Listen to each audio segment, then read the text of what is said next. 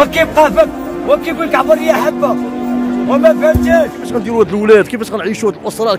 كيفاش غنزيدوا لقدام؟ واش حتى بنادم بغى يدير غدا ولا صاحبي تيخاف؟ شوف المرشي كنلقاو الغلا كلشي غالي، كيفاش تحط يدك عليها؟ القوق مع الفراك 160 ريال. الناس اخرين كيديروا غير 70 درهم. الناس اخرين كيديروا غير 70 درهم. راه السلعه راه ماشي بحال الحاجه اللي كيطبعها ماشي بحال الشركه. درويش معذب بزاف، معذب ديال بصح.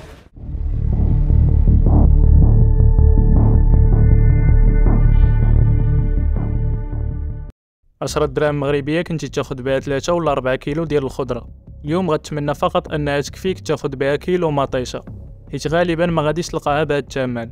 وماشي غير مطيشه، جميع الخضر ارتفعوا الاسعار ديالها بشكل صاروخي، بلا ما نهضروا على اللحوم والاسماك. صحيح ان هذا الشيء كيطرا في العالم كامل، وكاينين ظروف كنمروا بها تسببت في هذه القفزه ديال الاسعار. حنا كنعيشوا في واحد العالم اللي هو متقلب وصعيب واللي الكونديسيون ديالو صعب.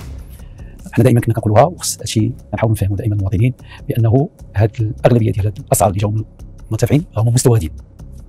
لا البترول مستورد ولا الغاز ولا القمح ولا يعني الزيت ولا جميع المواد اللي كنتكلموا عليها بانها غلاء مستورد. ولكن اللي خاص المسؤولين يعرفوا هو ان القدره الشرائيه ديال المواطن المغربي ماشي هي القدره الشرائيه اللي عند المواطن الاوروبي ولا الامريكي. الحد الادنى للاجور في المغرب حاليا هو 2970 درهم شهريا. إلا جينا نقارنوه مع فرنسا مثلا، فراه الحد الادنى للاجور عندهم واصل ل 1353 اورو صافيه، واللي بالدرهم كتساوي تقريبا 15000 درهم، مليون ونص سنتيم. وكذلك في باقي الدول الاوروبيه. فبلا ما نجيو نعطيو المواطن المغربي بحال هاد المقارنات، حيت حتى داك السميك والاغلبيه ما كيتخلصوش به.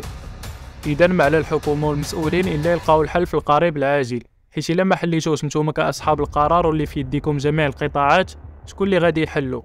ممكن نقبلوا منكم الاعذار في امور اخرى، الا في مساله بحال هادي المواطن خاصو ياكل من خير بلادو بالثمن اللي كيراعي الميزانيه ديالو.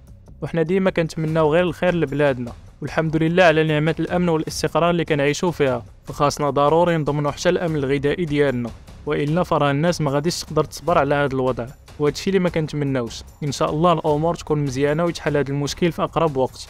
هنا فين غادي يبانوا المسؤولين الا هما فعلا باغيين يخدموا ويضحيوا من اجل الوطن ديالهم. والله يدي الناس اللي كتحتكر السلع باش تزيد تغليها على عباد الله، راه حرام هادشي اللي كديروا فيه. خدموا بنيتكم وراه ربي غادي يبارك لكم في الرزق ديالكم.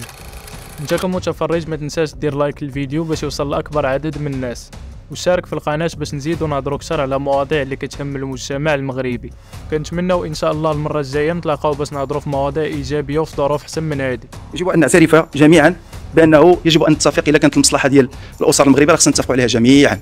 وهذا الحكومه راه غادير شغلها، راه سوف تضرب بيدنا من الحديد. والاجتماعات الان تدار على مستوى لا الحكومي ولا على مستوى يعني الولاة ولا على مستوى العمال، وسوف يتم مراقبه الاسواق وضبط جميع المخالفات والضرب والزجر وجميع الامكانيات.